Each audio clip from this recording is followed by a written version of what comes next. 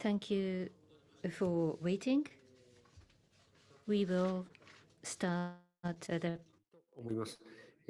本日 Our は guest today is General Kevin Schneider, Commander, United States Forces, Japan. General Schneider has taken the post from February 2019 as the commander of USFJ as well as commander of the 5th Air Force and will complete his assignment this summer. Since he took the post about 1 year ago, in February last year, he came to this place, and therefore he is kindly coming to the press club for the second time. In this way, once a year, he has kindly come to speak to us. I am very grateful to him. Today, we will listen to him about the future of USFJ as well as the perspective of our alliance. I will serve as the moderator. My name is Hiroki Sugita of Kyodo News, member of the Planning Committee of the Japan Press Club. There is simultaneous translation of the English and Japanese languages. Interpreters are Miss Yoshimi Nishimura and Miss Die Ono, Osaimo International. In order to prevent the spread of infection, we have not prepared the physical seats for the reporters. This will be reported by Zoom live to the members and the reporters who have applied beforehand. We will invite General Schneider for about 30 minutes of presentation, followed by questions and answers by online. It is possible to ask questions by two ways. If you wish to talk and ask, please use the raise your hand function at the lower part of the Zoom display, which means I invite you to talk during the Q&A. If you wish to text, if you press the Q&A, you will be able to text right. So please write your name and affiliation and write your question. I will read on behalf. The texting from the Q&A box is available from now. You can text your question even during the presentation. So we shall invite General Schneider for your opening statement, your presentation, please. Sugita-san, thank you so much for the invitation and for the opportunity to be here today. I truly do look forward to this. I enjoyed my last interactions and I have gained much from it. But to everyone else, minasama konnichiwa, and thank you for joining today. And again, I would like to thank the Japan National Press Club for hosting this event and giving me the opportunity to hold this press conference as I close out my time as the USFJ commander. And what I would like to do today is to provide my reflections and opinions following 2.5 years as the USFJ commander, and to talk about some of the progress we've made working alongside our Japanese allies. And additionally, I will discuss a bit about military readiness in the context of the increasingly severe security environment we find ourselves in, and then leave with a few closing thoughts. And after that, we'll have a question and answer session to talk through any questions that you may have. But I want to start with this. This type of forum, what we're doing here today, is indicative of our democracies, and it demonstrates the freedom of the press and the freedom of speech that we are ready to defend. There are countries, People's Republic of China, DPRK, Russia, where questioning a 3-star general is probably not going to happen in an event like this, and where freedom of press is questionable at best, and in most cases does not truly exist. I will admit it is not easy to sit in this seat, but I am sincerely happy to be here because it underpins the aspects of our democracy about a freedom of speech and freedom of press that makes us great. And again, I look forward to the open dialogue at the end. So I want to start by saying it has been an absolute honor to be in command of USFJ and being involved in the strengthening of the incredible alliance between our two nations. The alliance has brought peace and security in the Indo-Pacific and has done so for more than 60 years. And it has underwritten unparalleled economic growth that has benefited not just Japan, not just the United States, not just the region, but the world. And the US-Japan alliance continues to grow more and more relevant each day. The U.S.-Japan alliance has stood in the face of adversity and opportunity countless times over the 6+ decades. And I would say that the most recent example is the close cooperation during the COVID-19 pandemic. And the strength and resilience of the alliance has been on display since the pandemic began. Go back to the government of Japan's quick response to the Diamond Princess situation back in February of 2020. I believe that that absolutely foreshadowed our ability to respond collectively to emerging challenges in a COVID environment. And more recently, close cooperation amongst alliance professionals allowed U.S. forces to vaccinate our host nation employees who work on the bases in Japan, and every shot counts as we work closely to defeat the virus. And throughout the entire pandemic, we did not allow the virus to be an excuse or a roadblock to training either Japan's self-defense forces or U.S. forces, and we continued to train and prepare for a wide range of contingencies.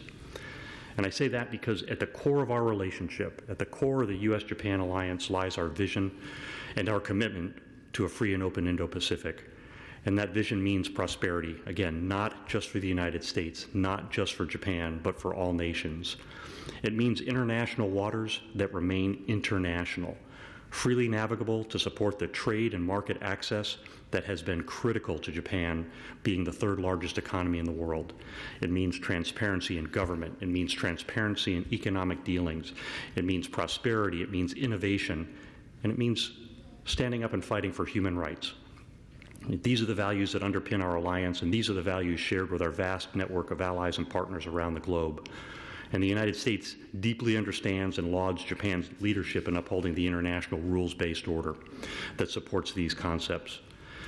It's one that benefits all nations, and I will admit, at sometimes it is a little bit imperfect, but we are dedicated to working together to continually improve upon it.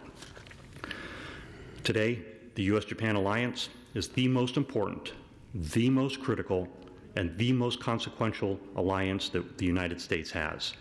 And we have seen this demonstrated through a number of important engagement between our country's senior leadership. And this includes the visits of the U.S. Secretary of State, Secretary of Defense, our new Indo-PACOM commander, who all signaled the importance of this alliance when they made Tokyo their first international stop. Recently, U.S. and Japan leadership joined our partners in Cornwall, UK, to participate in the Group of Seven summit, where U.S. and Japan leadership had the opportunity to meet and discuss the alliance. The G7's joint communique released after the summit reiterated the importance of maintaining a free and open Indo-Pacific, which is inclusive and based on the rule of law, amplifying the same language shared by the alliance leadership earlier in the spring. And the relationship between our two democracies extends far beyond the defense sector. And our shared vision for a multilateral, international order means that we stand together to tackle a range of global threats, from COVID-19 and climate change. It also means that we're partners in innovation, education, and economic opportunity.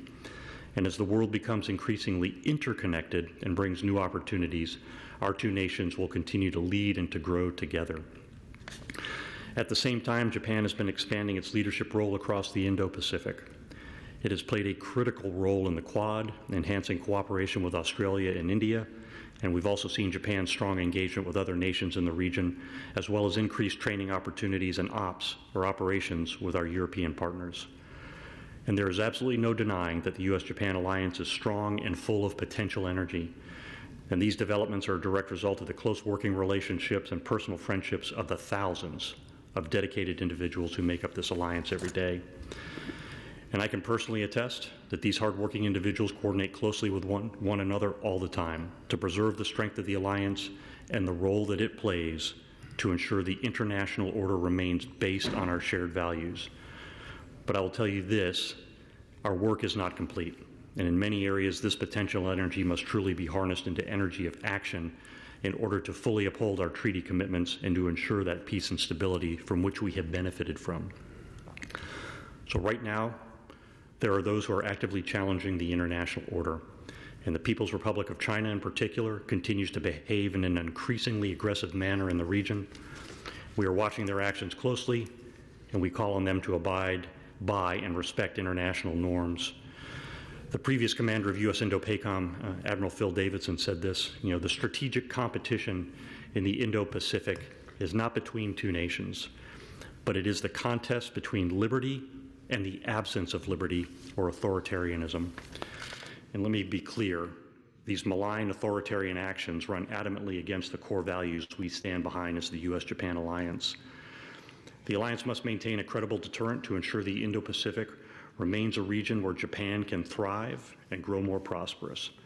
And in the face of these developments, we must examine the alliance that was formed 60 years ago and ensure that our capabilities are moving at a speed of relevance, where they are advanced and innovative enough that we're able to uphold the commitments that we have made in the Treaty of Mutual Cooperation and Security.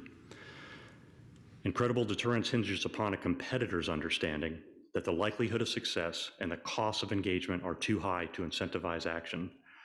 And credible deterrence is made possible through commitments to security and a willingness to dedicate resources, whether they be time, whether they be manpower, whether they be national treasure, whether they be innovative thinking or the like, to their defense.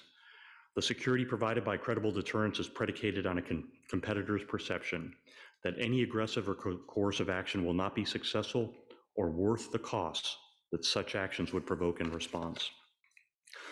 High levels of readiness and realistic high-quality training by Japan's self-defense forces and U.S. forces are absolutely essential to providing this credible deterrence every day.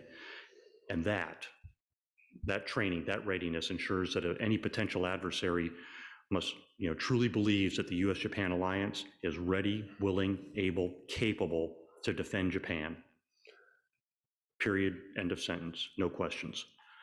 And our commitments can never be just rhetoric. It's the actions we take. It's the bilateral training that we take to ensure the interoperable defense required by the treaty. It's the dedication of time. It's the dedication of manpower to identifying and resolving vulnerabilities that are truly essential for our security. And again, we still have work to do. And in practical terms, that means conducting high-level, realistic training in Japan. Some examples include long-range precision fires, low-level flight training, nighttime operations, and multi-domain operations. It includes bilateral commitments and investments in areas like cyber, space, and emerging technologies. And importantly, we must enhance our live virtual constructive, or LVC, training environments here in Japan, which is cutting-edge technology critical to U.S. and Japanese forces achieving the most advanced, the most realistic, and also the safest training, which is essential to our mutual security.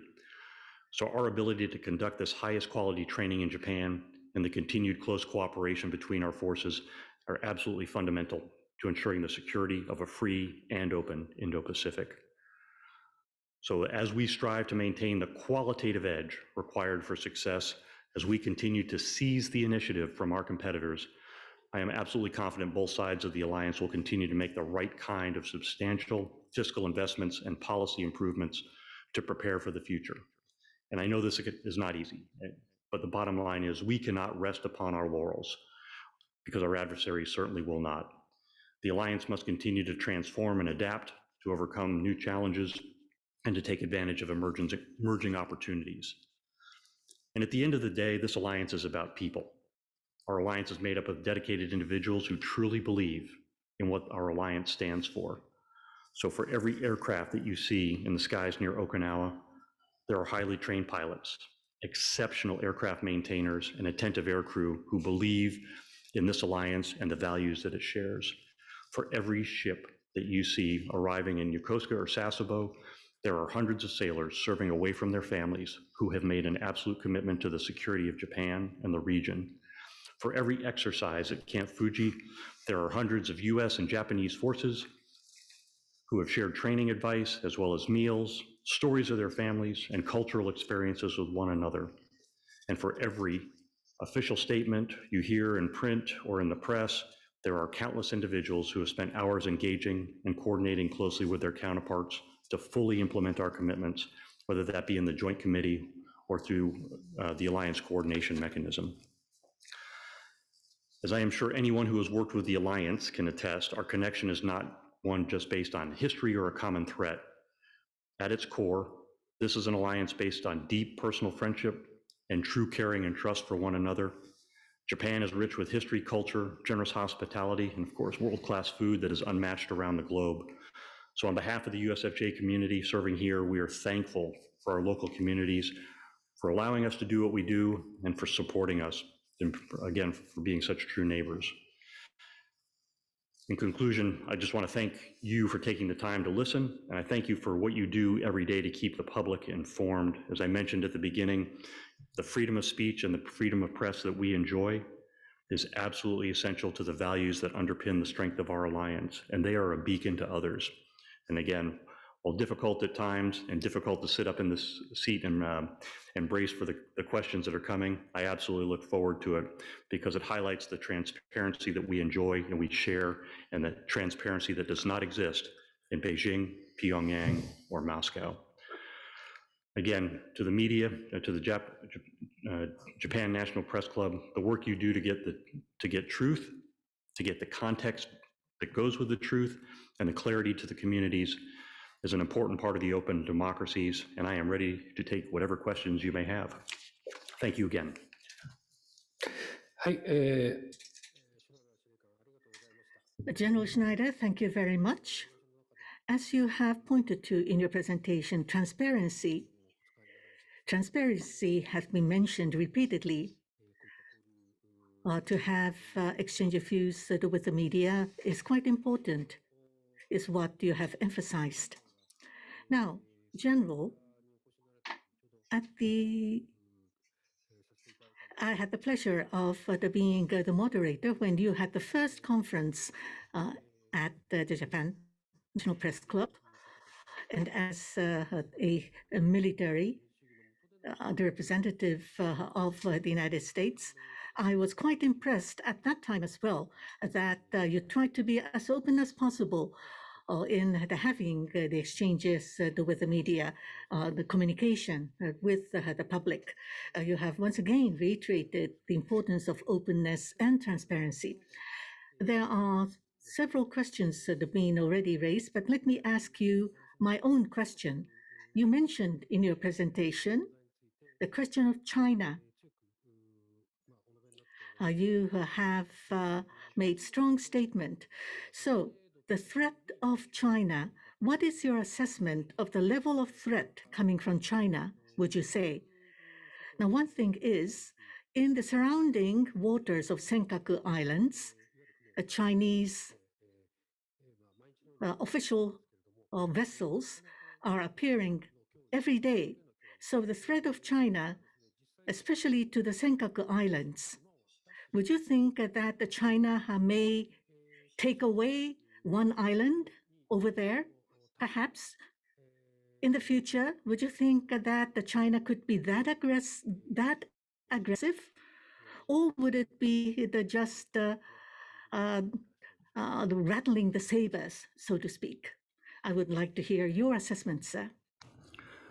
Sir, excellent question. And there's probably 2 or 3 layers to that. I will do my best to get through that.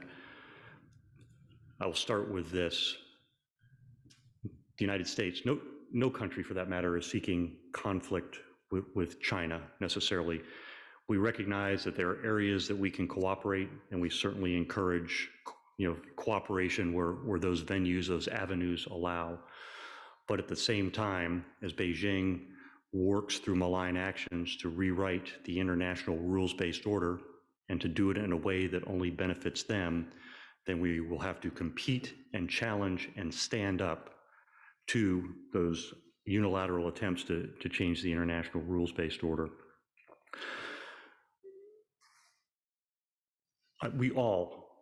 We're seeking a constructive dialogue with China, looking for opportunities, again, to have a results-oriented relationship, again, one that is based on respect for sovereignty, respect for human rights, openness, and transparency. And the U.S. policy in that regard remains unchanged and consistent. But what is troubling, as you had mentioned, that China continues to behave in an unacceptably and aggressive manner in the region. They continue to build a military force that is extremely capable in high numbers, but they use that force in a way that is aggressive and malign and destabilizing. And there are many examples. I'll just offer a few that I think are probably the most significant here in Japan. Well, first of all, the enactment of the Chinese Coast Guard law and attempting to change, unilaterally change the status quo.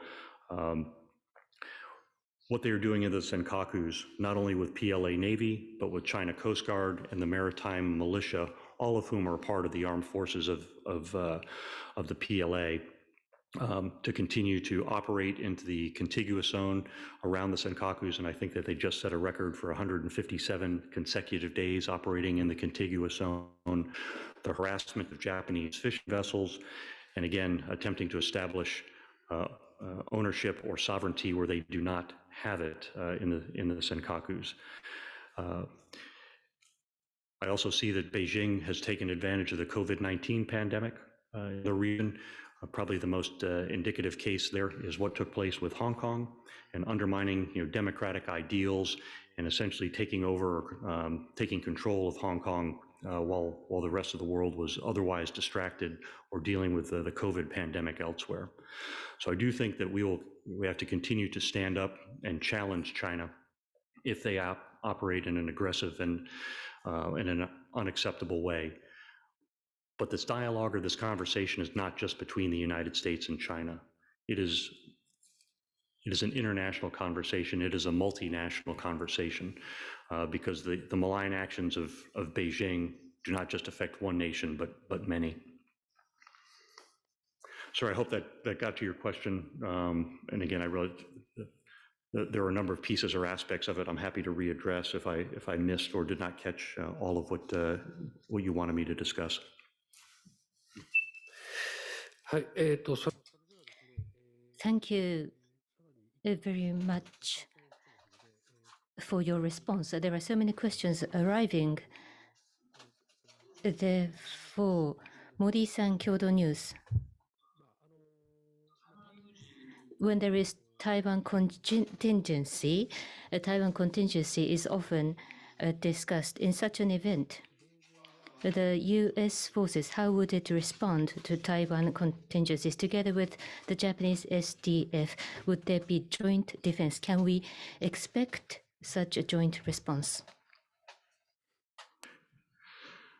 Again, a great question, but I'm obviously not going to speculate on the possibility or not of future operations. What I will say is the dialogue about Taiwan, the dialogue between the United States and Japan over a Taiwan contingency has continued to grow and significantly grow over the past few months, certainly within the past year. So much of that is happening at higher levels with senior leaders in both of our governments.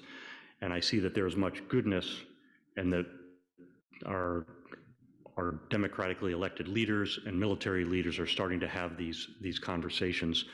I think that will allow us to put options on the table and to think through contingencies as to how we would handle situations or challenges across the Taiwan Strait, but I cannot talk specifically about any planning or operations. はい、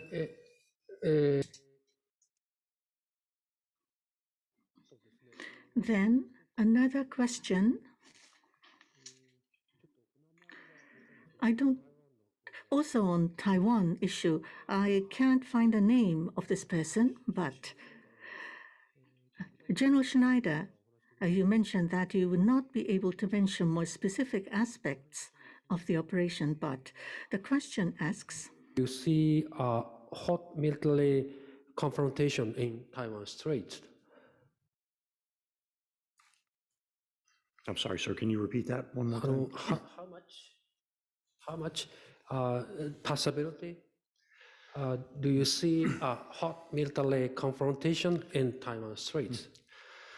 Sir, again, I think that is very difficult to assess. It actually may be a better question for Chairman Xi than for me. But those of us that wear the uniform, whether in the self-defense forces of the United States military, are paid and trained to think about worst case scenarios, regardless of the likelihood. So again, the fact that the dialogues are taking place at the high levels between U.S. And Japanese leaders, I think is extremely promising and shows that we are looking at all aspects of what might happen. So still much more work to be done, but I won't try to guess as to what the likelihood of a Taiwan contingency might be, or even when it might happen.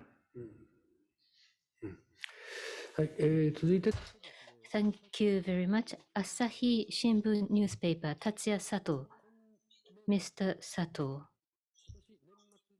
By the end of this year, US-Japan 2+2 is expected to be held. What is the achievement that you would like to see? In March, there was the bilateral 2+2. In the joint statement, included the deterrence of the two countries, how to respond, and talking about the strengthening.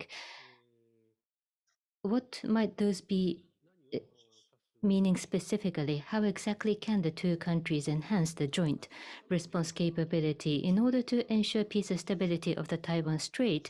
The US and Japan and the G7, the statements have repeatedly mentioned about the importance. So about the capability of joint operation between US and Japan to respond to Taiwan, are there planning ongoing? So first of all, I was very pleased that, for both Secretary Blinken and Secretary Austin, their first international travel was here to Japan for the 2+2. And as mentioned earlier, I think that absolutely puts a spotlight and highlights the importance of the alliance in the minds of US senior leaders. And the fact that now we're looking at a second 2+2 in the same year, only 8 or 9 months later, even puts a stronger underline to the strength of our relationship. So I do think that there's, as I mentioned, there's work to be done in terms of the alliance, and I think this next 2+2 is going to be indicative of the work that we recognize on both sides. I would expect, but I cannot guarantee, we are I expect two things.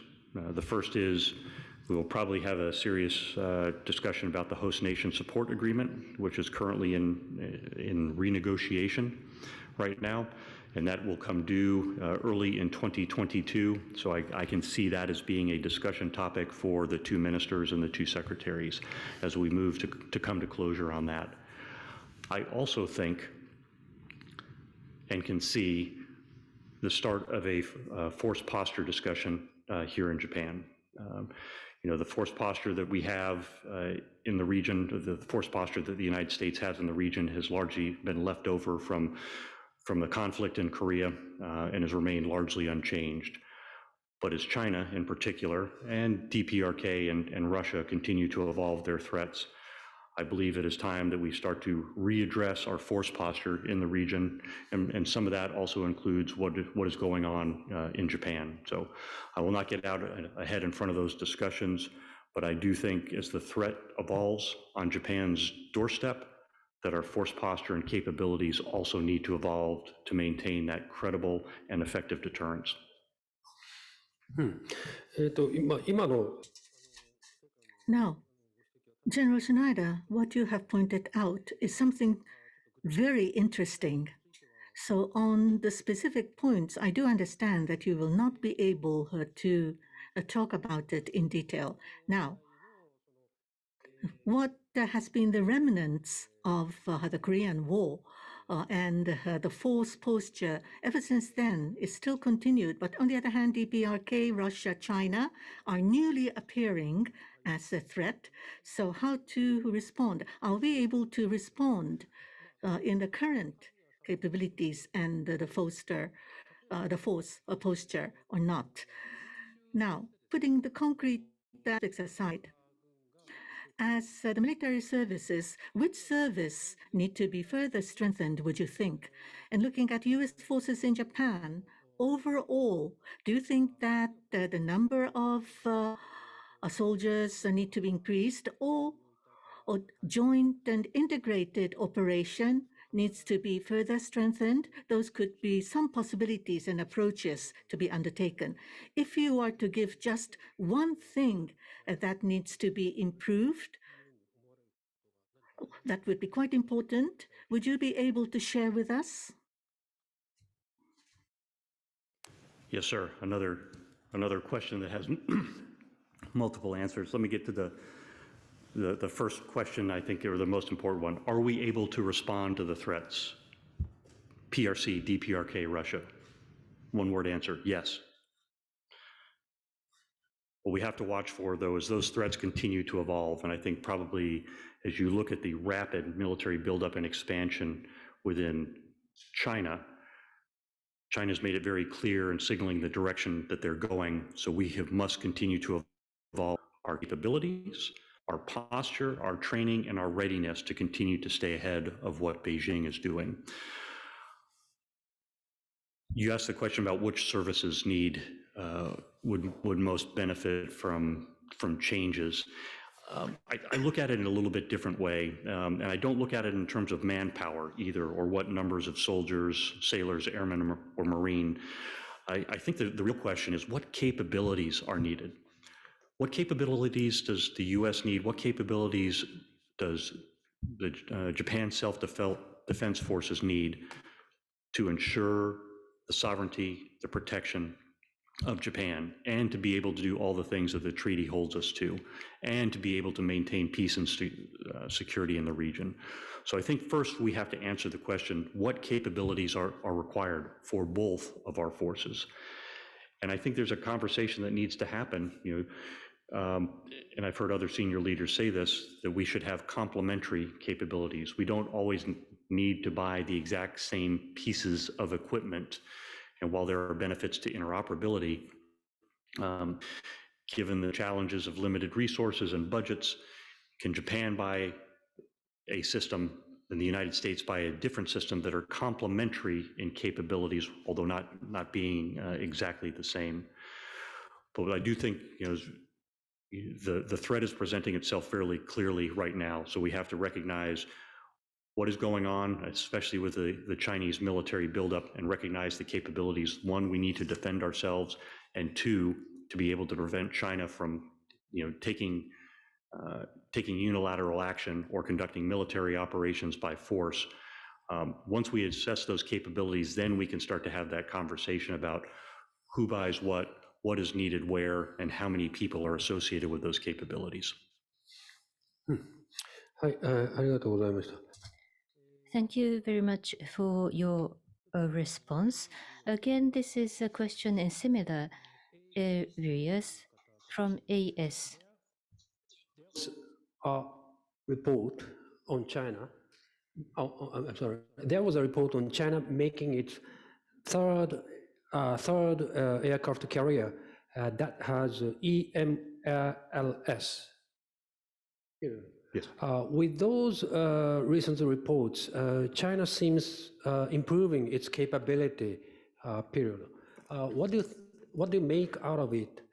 Do you think their improved capability is a new threat to U.S. forces in Japan? I don't know. Just say it. Beijing's actions and rapid military buildup continues to be a growing threat to Japan, a growing threat to the United States, and a growing threat to the region. And the rapid military buildup in conjunction with political and I will use quotes here, legal actions, examples being the attempted establishment of the 9-dash line, attempting to impose sovereignty over the South China Sea, attempting to impose sovereignty in the East China Sea, the China Coast Guard law, and others, I think all move together and just highlight the fact that Beijing is making it clear what their goals are in terms of anti-access area denial within the First Island chain and beyond. So that is something that we must, U.S. and Japan and other nations must continue to deal with and counter through, one, effective training, two, highest level of readiness of the forces, and then the capabilities needed to defeat the evolving threats that again are presented not just by PRC but also DPRK and Russia as well. はい、The next, this is from your son from Yomiuri Shimbun. The European countries are coming into the Indo-Pacific, strengthening its military involvement or engagement. How do you assess this? What kind of circumstances would you envisage in that the European military would need to cooperate with the United States or Japan? Taiwan contingency, would it be also included in such possible circumstances? Yeah, and again, I am not going to suppose any national sovereign decisions or talk about the Taiwan contingency, but in terms of what the European nations are starting to do, and we see this with the UK's carrier strike group visit. We've seen this with the French recently, the Dutch, the Germans.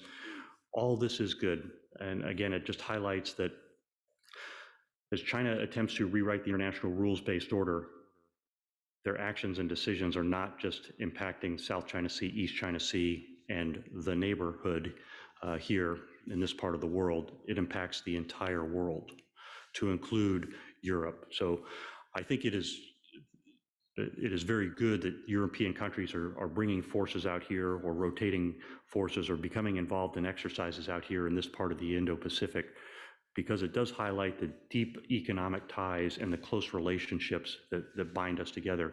It also highlights the shared values that, again, go beyond just the US and Japan, but to other nations around the world. Again, this just highlights that the international community continues to come together to deal with, actions from Beijing that are disruptive to the international order, or attempting to unilaterally rewrite that international rules-based order. はい、それから次はですね、Thank you very much for the response. Next is a question related to Okinawa. According from Ryukyu Shimpo newspaper, Toyama Sakae, Ryukyu Shimpo, Okinawa newspaper. First question about the Futenma air station, the replacement. Henoko Nago is the planned site of relocation. The prefecture of Okinawa still is opposed to the relocation to Henoko because of the very weak ground foundation, and also the completion of the airstrip construction is uncertain. The prefectural government has an expert panel, and the Marine's new strategy, EABO,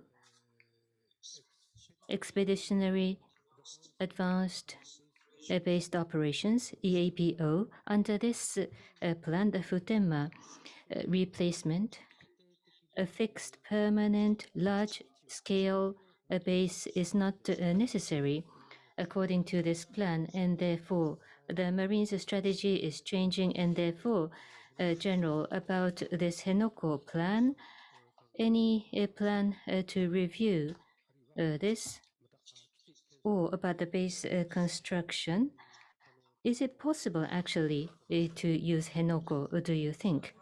And in the case of Taiwan contingency, in Okinawa, the US forces and the self-defense forces, it would be the most forward deployment area. But the prefecture of Okinawa, would you think that there will be an attack on Okinawa? And the Okinawa prefecture people, what might be the impact on their ordinary daily lives? We ask for your view. Thank you for the question. Sorry, I think there were 3 questions in there. I'll do my best to address each one of them. First of all, for the Futenma replacement facility at Camp Schwab.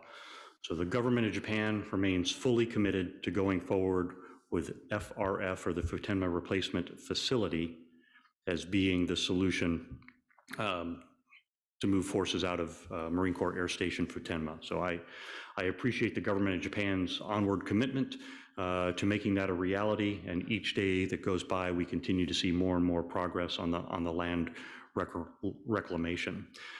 As to the question of the undersea soil, et cetera. Those are engineering questions, and I am optimistic that those will be resolved going forward. Your question about EABO, what I would say is I do not conflate, or just because we have a tactic or an ability to be expeditionary and to move around does not negate the need to have bases, does not negate the need to have larger operating stations and facilities from which we can base out of and to move around. So I do not conflate EABO and FRF. I see those as separate and distinct. One of them is a facility, one of them is a capability, and EABO I see as a warfighting concept and tactic that allows us to be successful in the face of numerous threats. Your question about the defense of, or the risks associated with Okinawa, and I'd mentioned this earlier.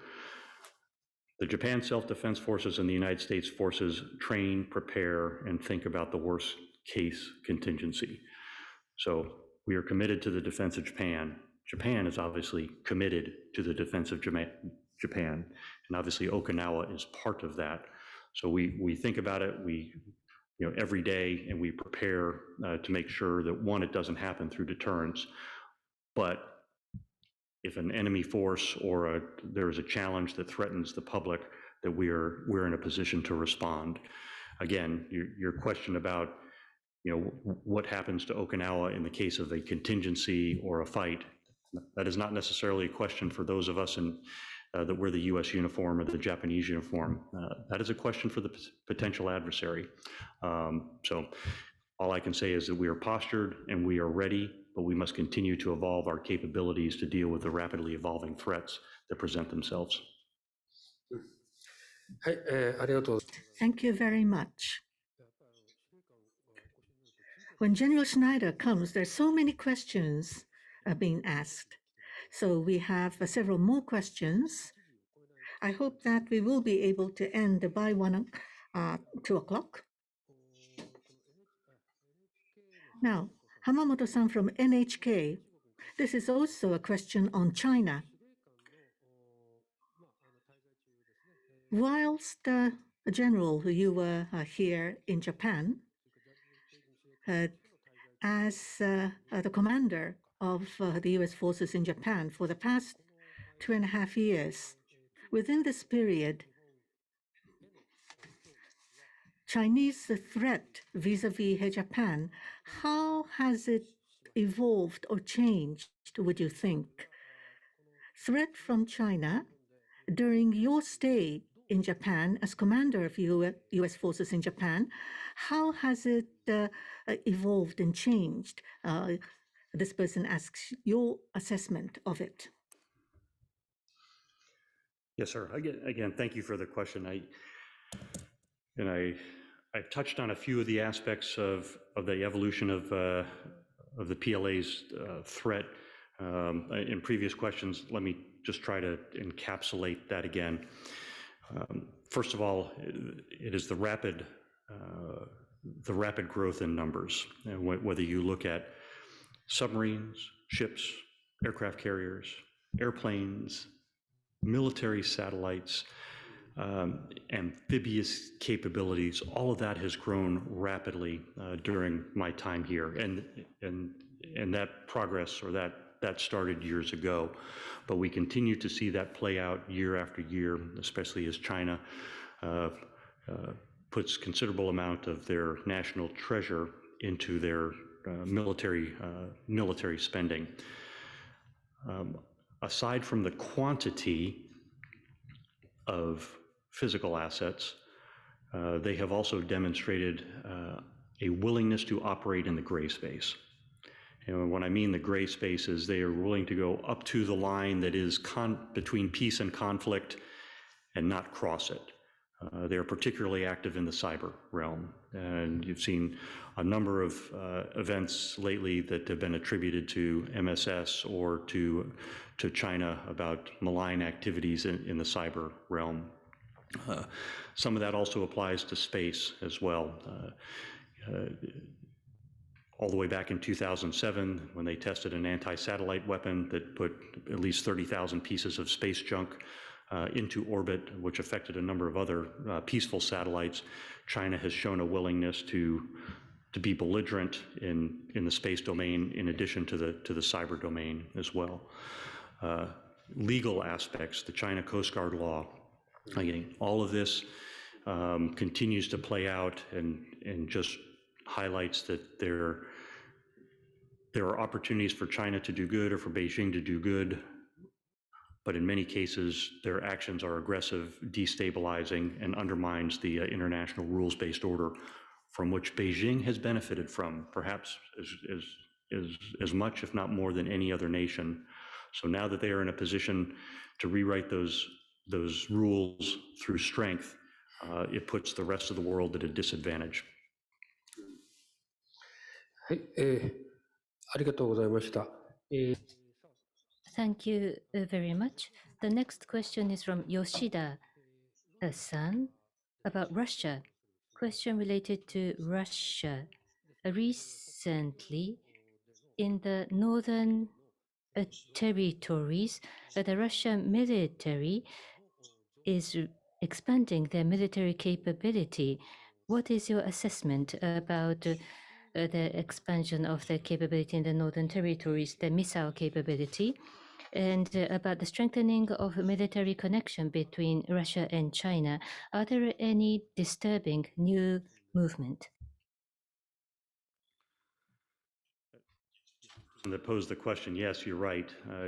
Russia continues to expand their military capability in the northern territories, and again, to continue to move more and more equipment into their eastern military district, all the way down into the northern territories to be, again, more provocative. And as you alluded to, the relationship with China, while not daily, the relationship with China continues to grow, and I see that continuing to play out, or we have seen that can play out a couple of times through combined air operations around Japan, as well as China and Russia participating in each other's exercises to a certain extent. How to interpret that?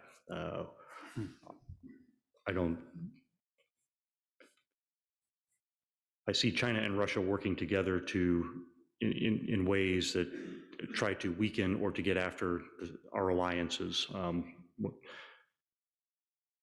One of the strengths that we have, one of the unilateral or the asymmetric advantages that we share is the partners, friends, allies that think together and work together.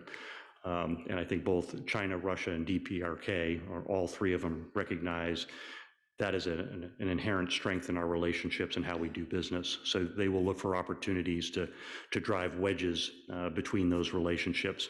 So combined activities, combined operations from time to time are ultimately designed to put stressors into the alliances and our relationships, and we cannot allow that to happen. はい、Thank you very much.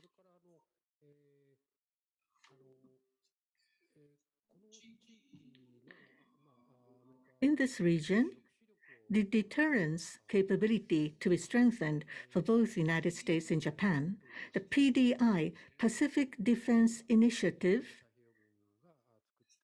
that has been undertaken by the Indo-PACOM, and the budget are being formulated for that. For the middle range missile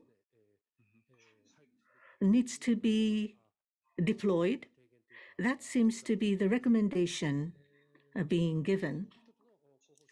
And one candidate location would be Japan.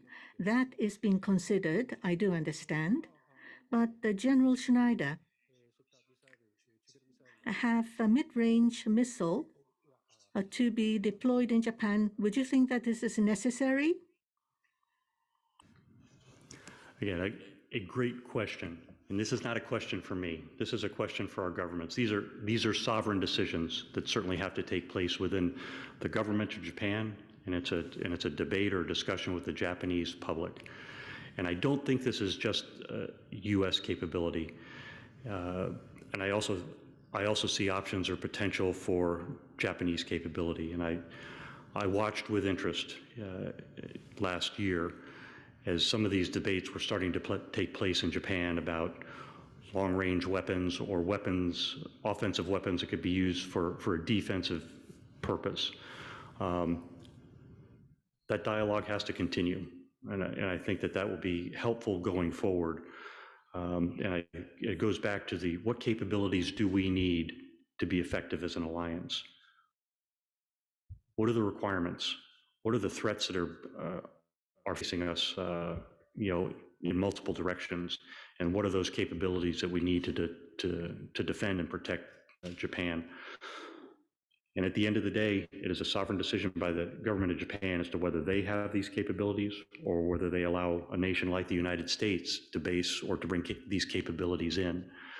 But I am optimistic that the rapid growth of the threat, especially the Chinese threat, is driving these discussions into the forefront, and that we will get guidance, clarity, and decisions in the future. Thank you. はい、ありがとうございます。さあ、それでは Thank you very much. This will be the last question.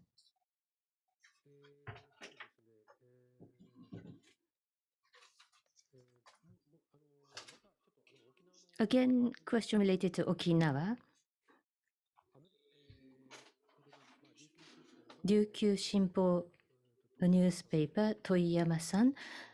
Again, Toyama-san, the helicopter of US forces, there are emergency landings, or the containers dropping from aircraft, or leak of contaminated waters, or some incidents or crimes by the service persons.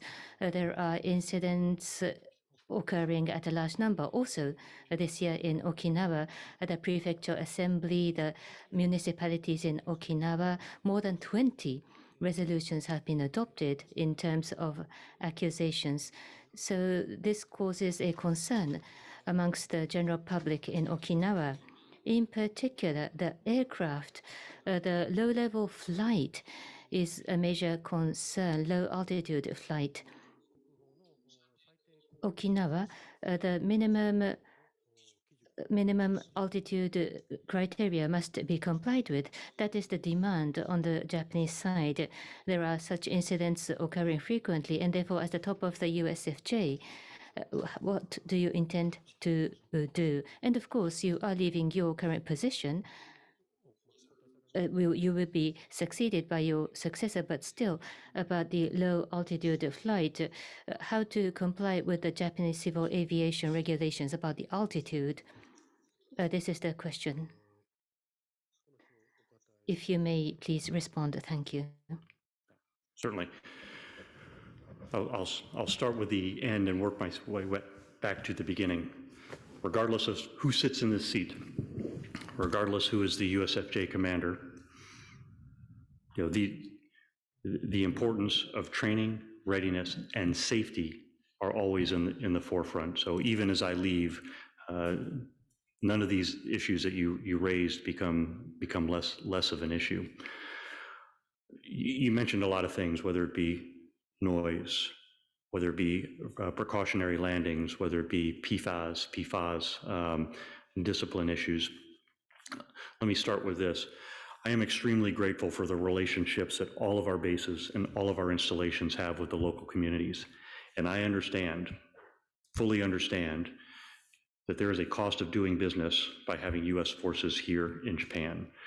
And that cost is noise, and that cost is a lot of the challenges that you mentioned.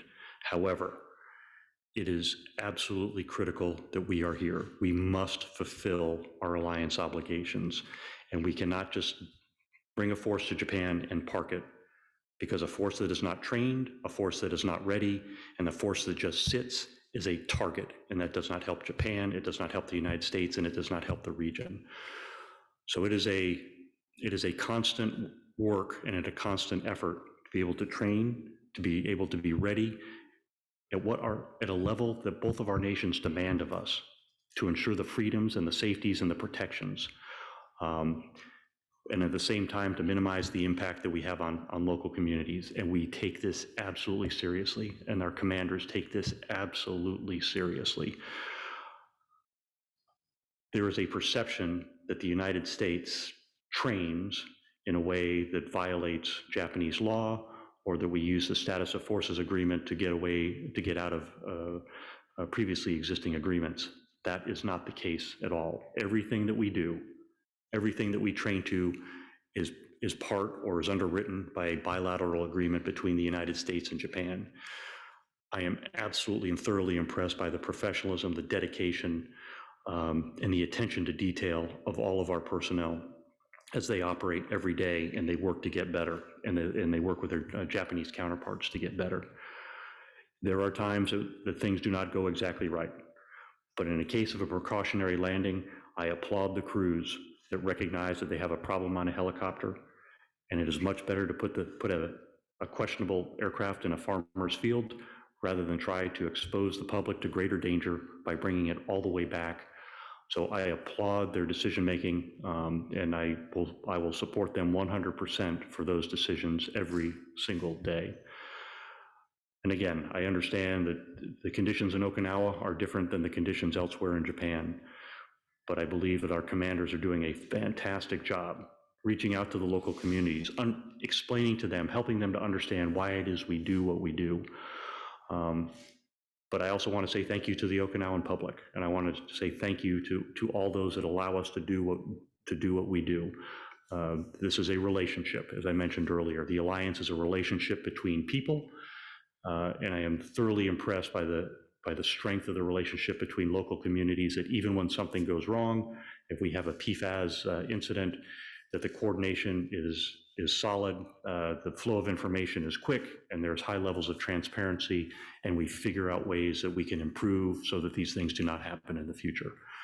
That was a tough question, but I'm glad that you asked it, because again, I cannot contain my pride for the way that our commanders are able to deal with these situations, and the amazing relationships that we enjoy with our local communities, and the support that we also get from our local communities. Thank you. はい、シュナイダー General Schneider, thank you so much. In summer this year, so soon, I do understand that you will return to the United States. You must be so busy, but in spite of that, thank you very much for sharing with us your valuable time, and thank you for kindly answering so many questions. As General, as you have also mentioned, there may have been difficult questions for you, but nonetheless, you have given us very detailed answer to each and every one of them, as you have emphasized transparency and openness. And also communication with media is also important, and you have amply demonstrated in the press conference today. So you will be leaving Japan soon, but I hope that you will be able to see prosperous activities and success in your next appointment as well. So with this, I would like to end the press conference for today. Thank you very much once again. I'd like to say one final remark. I am not sure when I will depart. It will probably be in the next 2 months.